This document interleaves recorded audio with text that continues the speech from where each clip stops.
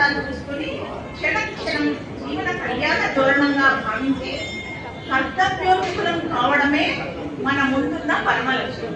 దేవుడు ఉన్నాడా అని అంటారు.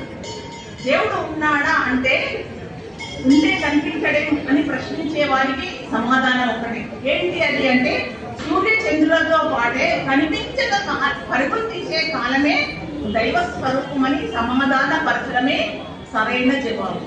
సూర్య చంద్రులు ప్రత్యక్ష పరబ్రహ్మలు, అలాగే కాలం కనిపించకుండా పరిగెత్తుంది, కాలమే దైవ స్వరూపమని సమాధానం చెప్పడమే సరైన జవాబు. సూర్యోదయం నుంచి సూర్యాస్తమయం దాకా భూమిపై కొనసాగే పగటి వేళలో మనిషి అతి జాగరూకుడై లభించిన సమయాన్ని జీవన విధానాన్ని తీర్చిదిద్దుకోవాలి.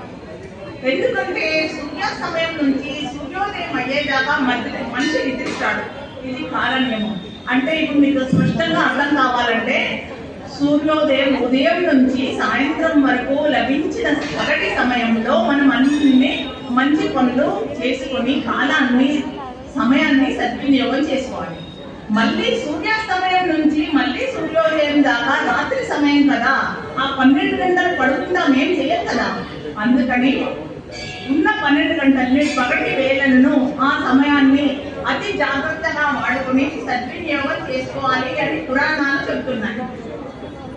కాలం గడిచిపోతుంది అని ఎవరు అన్నారు అంటే కాలం ఏమంటుంది తెలుసా? ఒరే వెర్రివాడ, గడిచిపోతున్నది కాలం కాదురా, నీ ఆయుర్దాయమే అంటుందట కాలం. కాలం ఎలా ఉంటుంది? పాతరకంలా జారిపోతుంది, కర్పూరంలా హరించుకొని పోతుంది. ప్రతి క్షణాన్ని అమూల్య ధనంగా భావించాలి. దేవతలు కూడా కాలాన్ని చాలా అమూల్యంగా చూస్తారు, అమూల్యంగా భావిస్తారు. కాలం పరమాత్మ స్వరూపం, కాలమే పరమాత్ముడు. కాలమా నీకు నమస్కరిస్తున్నాను. మనం సూర్య నమస్కారాలు చేస్తాం, అప్పుడు కాలానికి కూడా నమస్కరించవచ్చు.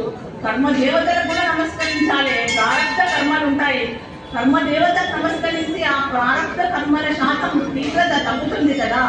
అలా కర్మ దేవతకు నమస్కరించుకుంటూ కాలానికి నమస్కరించు, సూర్య నమస్కారాలు కూడా చేయాలి. కాలమా నీకు నమస్కరిస్తున్నాను అన్న వాటిని ఆ కాలమే యోగి రాజుగా మార్చుతుందన్న. అంతా కాలమహిమ.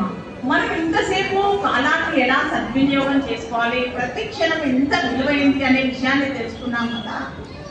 మీలో కొంతమందైనా కొన్ని విషయాలనైనా జాగ్రత్తగా ఉంటూ కాలాన్ని సద్వినియోగం చేసుకోవాలని, నేను చెప్పిన ఈ 4 మంచి మాటల్లో కొంతైనా ఆచరించాలని అందరినీ కోరుకుంటున్నాను.